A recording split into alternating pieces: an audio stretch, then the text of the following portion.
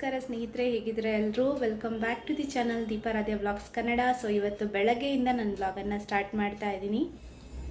ಇವತ್ತು ಪೂಜೆ ಮಾಡುವಾಗ ಒಂದು ಸ್ವಲ್ಪ ಲೇಟ್ ಆಯಿತು, ಯಾಕಂದರೆ ಬಟ್ಟೆ ಎಲ್ಲ ಒಂದು ಸ್ವಲ್ಪ ವಾಶ್ ಮಾಡೋದಿತ್ತು. ಯೂಶ್ವಲಿ ನಾನು ವಾಷಿಂಗ್ ಮಿಷಿನಲ್ಲೇ ವಾಶ್ ಮಾಡೋದು, ಬಟ್ ಈ ಹ್ಯಾಂಡ್ ವಾಶ್ ಮಾಡೋ ಬಟ್ಟೆ ಎಲ್ಲ ಇತ್ತಲ್ವ, ಸೊ ಅದನ್ನೆಲ್ಲ ಒಂದು ರೌಂಡ್ ವಾಶ್ ಮಾಡಿಬಿಟ್ಟು ನಂತರ ಸ್ನಾನ ಮಾಡಿ ಇವಾಗ ಪೂಜೆ ಮಾಡ್ತಾ ಇದ್ದೀನಿ. ನಿನ್ನೆ ಸಂಜೆ ಇನ್ಸ್ಟಾಗ್ರಾಮಲ್ಲಿ ಕೆಲವೊಂದು ರೀಲ್ಸ್ ಎಲ್ಲ ನೋಡ್ತಾ ಇದ್ದೆ. ಸೊ ಅದರಲ್ಲಿ ಜಾಸ್ತಿ ರೀಲ್ಸ್ ಇದ್ದಿದ್ದು ಅಪ್ಪ ಮಗಳ ಬಾಂಧವ್ಯದ ಬಗ್ಗೆ ಕೆಲವೊಂದು ರೀಲ್ಸ್ ಎಲ್ಲ ಇತ್ತು. ಅಂದರೆ ಅಪ್ಪನಿಗೆ ಹೆಣ್ಮಕ್ಳು ಅಂದರೆ ಎಷ್ಟೆಲ್ಲ ಪ್ರೀತಿ ಇರುತ್ತೆ, ಎಷ್ಟು ಕೇರ್ ಮಾಡ್ತಾರೆ, ಅದರ ರಿಲೇಟೆಡೇ ಜಾಸ್ತಿ ಶಾರ್ಟ್ಸ್ ಇತ್ತು. ಸೊ ಅದರ ಕಮೆಂಟ್ ಸೆಕ್ಷನ್ ಕೂಡ ಒಂದ್ಸಲ ಚೆಕ್ ಮಾಡಿದೆ. ತುಂಬ ಪಾಸಿಟಿವ್ ಕಮೆಂಟ್ ಕೂಡ ಇತ್ತು. ಅಂದರೆ ಎಸ್ಪೆಷಲಿ ಗಂಡಸರು ನಮಗೂ ಹೆಣ್ಮಗಳು ಬೇಕು, ನಮಗೂ ಫಸ್ಟ್ ಮಗು ಹೆಣ್ಮಗು ಆಗಬೇಕು, ಈ ಥರದ್ದೆಲ್ಲ ಕಮೆಂಟ್ ಹಾಕಿದ್ರು. ಸೊ ನನಗದನ್ನು ನೋಡಿಬಿಟ್ಟು ತುಂಬಾ ಖುಷಿ ಆಯಿತು. ಯಾಕಂದರೆ ಜನ ತುಂಬ ಚೇಂಜ್ ಆಗ್ತಾ ಇದ್ದಾರಲ್ವ ಅಂತ ಅನ್ನಿಸ್ತು. ಹಿಂದೆ ಒಂದು ಕಾಲ ಇತ್ತು, ಸೊ ಅವಾಗ ಹೆಣ್ಮಕ್ಳೇ ಬೇಡ, ಹೆಣ್ಮಕ್ಳು ಅಂದರೆ ಕಷ್ಟ, ಹೆಣ್ಮಕ್ಳು ಹುಟ್ಟಿದ ತಕ್ಷಣ ಅದೊಂದು ಶಾಪ ಅಂತ ಅನ್ಕೋತಿದ್ರು. ಮಗು ಹುಟ್ಟೋಕ್ಕಿಂತ ಮುಂಚೆನೇ ಭ್ರೂಣ ಹತ್ಯೆ ಅಂತ ಮಾಡ್ತಾಯಿದ್ರು. ಬಟ್ ಇವಾಗ ಜನರ ಮೆಂಟ್ಯಾಲಿಟಿ ಚೇಂಜ್ ಆಗ್ತಾ ಇರೋದನ್ನು ನೋಡಿ ತುಂಬಾ ಖುಷಿ ಆಗ್ತಾ ಇದೆ. ನನ್ನ ಮಗಳ ವಿಷಯದಲ್ಲೂ ಹೇಳಬೇಕಾದ್ರೆ ನನಗೆ ನನ್ನ ಮಗಳು ದೇವರು ಕೊಟ್ಟ ವರ ಅಂತಲೇ ಹೇಳ್ಬೋದು. ಯಾಕಂದರೆ ಅವಳು ಯೋಚನೆ ಮಾಡೋ ರೀತಿ ಇರ್ಬೋದು, ಇಲ್ಲ ನಾನು ಬೇಜಾರಾಗಿದ್ದಾಗ ನನಗೆ ಸಮಾಧಾನ ಹೇಳೋದು, ಇಲ್ಲ ಟೆನ್ಷನಲ್ಲಿದ್ದರೆ ಬುದ್ಧಿವಾದ ಹೇಳೋದು, ಈ ಥರದ್ದೆಲ್ಲ ಮಾಡ್ತಾ ಇರ್ತಾಳೆ. ಸೊ ನನಗೆ ನನ್ನ ಮಗಳು ನನ್ನ ಬೆಸ್ಟ್ ಫ್ರೆಂಡ್ ಅಂದ್ರೂ ತಪ್ಪಾಗಲ್ಲ ಅನ್ಕೋತೀನಿ. ಹಾಗೆಯೇ ಇವತ್ತು ಬೆಳಗಿನ ಬ್ರೇಕ್ಫಾಸ್ಟ್ಗೆ ರೈಸ್ ಬಾತ್ ಮಾಡೋದು ಅಂತ ಅಂದ್ಕೊಂಡಿದ್ದೀನಿ.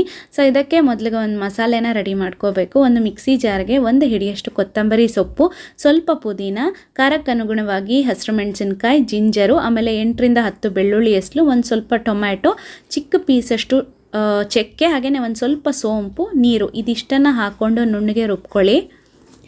ಈಗ ಒಂದು ಕುಕ್ಕರನ್ನು ಬಿಸಿ ಮಾಡೋಕ್ಕೆ ಇಡ್ತಾ ಇದ್ದೀನಿ. ಇದರಲ್ಲಿ 2 ಟೀ ಸ್ಪೂನಷ್ಟು ನಾನು ತುಪ್ಪನ ಹಾಕ್ಕೊಂಡಿದ್ದೀನಿ. ಹಾಗೆಯೇ ಒಂದು ಪುಲಾವ್ ಎಲೆ, 1 ಪೀಸಷ್ಟು ಚಕ್ಕೆ, ಜಾಪತ್ರಿ, ಆಮೇಲೆ 7 ರಿಂದ 8 ಕಾಳು ಮೆಣಸು, ಲವಂಗ, ಸ್ಟಾರ್ ಅನೈಸ್, ಮತ್ತು 1-2 ಏಲಕ್ಕಿ ಹಾಕ್ಕೊಂಡಿದ್ದೀನಿ. ಆಮೇಲೆ ಒಂದು ದೊಡ್ಡ ಈರುಳ್ಳಿನ ಕಟ್ ಮಾಡಿಬಿಟ್ಟು ಹಾಕೋತಾ ಇದ್ದೀನಿ. ಇದನ್ನು ಒಂದು ಸ್ವಲ್ಪ ಫ್ರೈ ಮಾಡಿಕೊಂಡು ಇದಕ್ಕೆ ಒಂದು ಸ್ವಲ್ಪ ಕರಿಬೇವು, ಟೊಮ್ಯಾಟೊ, ಆಮೇಲೆ ಯಾವುದಾದ್ರೂ ನಿಮ್ಗೆ ಇಷ್ಟ ಇರುವಂತಹ ತರಕಾರಿನ ನೀವು ಹಾಕೋಬೋದು. ನಾನಿಲ್ಲಿ ಆಲೂಗಡ್ಡೆನ ಹಾಕ್ಕೊಂಡಿದ್ದೀನಿ. ಬಟಾಣಿ ಹಾಕಿದ್ರೆ ಇನ್ನೂ ಚೆನ್ನಾಗಿರುತ್ತೆ.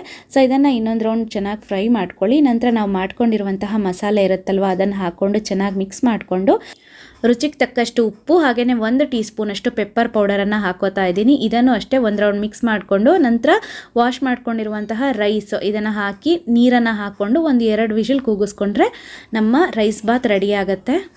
ಸೊ ಬ್ರೇಕ್ಫಾಸ್ಟ್ ಎಲ್ಲ ರೆಡಿ ಆಯಿತು. ಈಗ ಹಸ್ಬೆಂಡಿಗೆ ವೆಯ್ಟ್ ಮಾಡ್ತಾ ಇದ್ದೀನಿ. ಅವರೊಂದು ಸ್ವಲ್ಪ ಹೊರಗಡೆ ಹೋಗಿದ್ದಾರೆ, ರಜೆ ಅಲ್ವಾ, ಸೊ ಫಿಶ್ ಏನಾದರೂ ತೊಗೊಂಬರ್ತೀನಿ ಅಂತ ಹೋಗಿದ್ದಾರೆ. ಬೆಳಗ್ಗೆ ಬೇಗನೆ ಹೋದರೆ ಒಂದು ಸ್ವಲ್ಪ ಫ್ರೆಶ್ ಆಗೋ ಸಿಗುತ್ತೆ.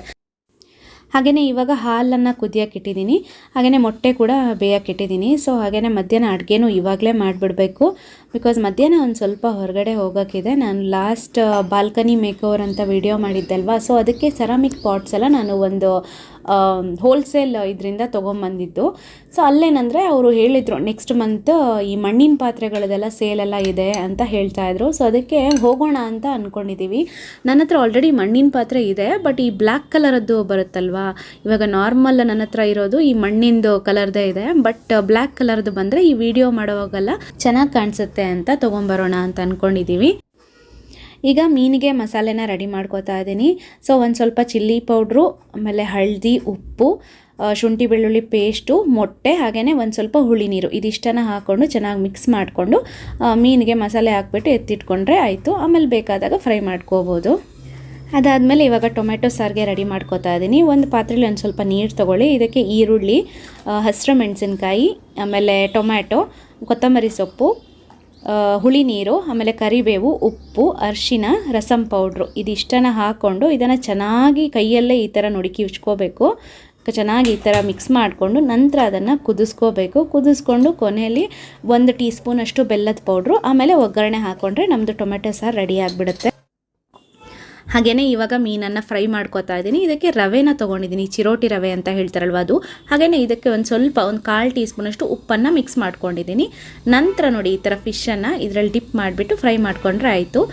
ಪ್ಲೇನ್ ರವೆ ತೊಗೊಳೋದ್ರಿಂದ ಮೀನು ಒಂದು ಸ್ವಲ್ಪ ಚಪ್ಪೆ ಅಂತ ಅನಿಸುತ್ತೆ ಫ್ರೈ ಆದಮೇಲೆ. ಸೊ ಅದಕ್ಕೆ ಈ ರವೆಗೆ 1/4 ಟೀ ಸ್ಪೂನಷ್ಟು ಉಪ್ಪನ್ನು ಹಾಕ್ಕೊಂಡು ಮಿಕ್ಸ್ ಮಾಡಿಕೊಂಡು ನಂತರ ಇದನ್ನು ಮೀನಿಗೆ ಹಾಕಿ ಫ್ರೈ ಮಾಡಿದ್ರೆ ಚೆನ್ನಾಗಿರುತ್ತೆ. ಹಾಗೆಯೇ ನನಗೆ ಕೆಲವರು ಕಮೆಂಟ್ ಮಾಡಿದ್ರು ಯೂಟ್ಯೂಬ್ ರಿಲೇಟೆಡ್ ವಿಡಿಯೋ ಜಾಸ್ತಿ ಅಪ್ಲೋಡ್ ಮಾಡಿ ಅಂತ. ಯಾಕಂದರೆ ಲಾಸ್ಟ್ ಟೈಮ್ ನಾನೊಂದು ವಿಡಿಯೋ ಹಾಕಿದ್ದೆ ಯೂಟ್ಯೂಬ್ ಬಗ್ಗೆ, ಸೊ ಅದರ ರಿಲೇಟೆಡೇ ವಿಡಿಯೋ ಜಾಸ್ತಿ ಮಾಡಿ ಅಂತ ಕಮೆಂಟ್ ಹಾಕ್ತಾಯಿದ್ರು. ಸೊ ನಂದು ಇದು ವ್ಲಾಗಿಂಗ್ ಚಾನಲು. ಓಕೆ, ಸೊ ಇದರಲ್ಲಿ ನಾನು ಯೂಟ್ಯೂಬ್ ರಿಲೇಟೆಡ್ ವಿಡಿಯೋ ಹಾಕೋಕ್ಕಾಗಲ್ಲ, ಬರೀ ವ್ಲಾಗಿಂಗ್ ವೀಡಿಯೋಸ್ ಮಾತ್ರ ಇರುತ್ತೆ. ಯಾಕಂದರೆ ನನ್ನ ಚಾನಲನ್ನು ಸಬ್ಸ್ಕ್ರೈಬ್ ಮಾಡ್ಕೊಂಡಿರೋರೆಲ್ಲರೂ ನನ್ನ ವ್ಲಾಗಿಂಗನ್ನು ಇಷ್ಟಪಟ್ಟು ಸಬ್ಸ್ಕ್ರೈಬ್ ಮಾಡ್ಕೊಂಡಿರೋದು. ಸೊ ಅದರಲ್ಲಿ ನಾನು ಬೇರೆ ವೀಡಿಯೋಸ್ ಹಾಕಿದ್ರೆ ಯಾರೂ ಅದನ್ನು ನೋಡೋಕ್ಕೆ ಹೋಗಲ್ಲ. ಸೊ ಇದರಿಂದ ನನ್ನ ಚಾನಲ್ ಡೌನ್ ಆಗೋ ಚಾನ್ಸಸ್ ಇರುತ್ತೆ. ಸೊ ನಾನು ಆಲ್ರೆಡಿ ಹೇಳಿದ್ದೆ ಆ ವಿಡಿಯೋದಲ್ಲಿ, ನಾನು ಇದಕ್ಕೆ ಅಂತಲೇ ಒಂದು ಸಪ್ರೇಟ್ ಚಾನಲನ್ನು ಮಾಡಿದ್ದೀನಿ ಅಂತ. ಸೊ ನೀವು ಬೇಕಾದರೆ ಅದನ್ನು ಸಬ್ಸ್ಕ್ರೈಬ್ ಮಾಡ್ಕೋಬೋದು. ಲಿಂಕನ್ನು ನಾನು ಡಿಸ್ಕ್ರಿಪ್ಷನ್ ಬಾಕ್ಸಲ್ಲಿ ಕೊಟ್ಟಿರ್ತೀನಿ. ಇನ್ ಕೇಸ್ ಯಾರಿಗಾದರೂ ಇಂಟ್ರೆಸ್ಟ್ ಇದ್ದರೆ ನೀವು ಅದನ್ನು ಸಬ್ಸ್ಕ್ರೈಬ್ ಮಾಡ್ಕೋಬೋದು. ಓಕೆನಾ? ಹಾಗೆಯೇ ನಾವಿವಾಗ ಈ ಸೇಲ್ ಇದೆ ಅಂತ ಹೇಳ್ದಲ್ವಾ, ಸೊ ಅಲ್ಲಿಗೆ ಹೋಗ್ತಾ ಇದ್ದೀವಿ. ಸೊ ನನಗೆ ಅಲ್ಲಿ ವಿಡಿಯೋ ಶೂಟ್ ಮಾಡೋಕ್ಕೆ ಮರ್ತೋಗ್ಬಿಡ್ತು, ಯಾಕಂದರೆ ಸಿಕ್ಕಾಪಟ್ಟೆ ರಶ್ ಇತ್ತಲ್ಲಿ. ಹಾಗೆಯೇ ಅಲ್ಲಿಂದ ಏನೇನು ತೊಗೊಂಬಂದಿದ್ದೀನಿ ಅಂತ ನಿಮ್ಗೆ ಇವಾಗ ತೋರಿಸ್ತಾ ಇದ್ದೀನಿ. ಸೊ ನಾವು ಮೇನ್ ಅಲ್ಲಿಗೆ ಹೋಗಿದ್ದು ಈ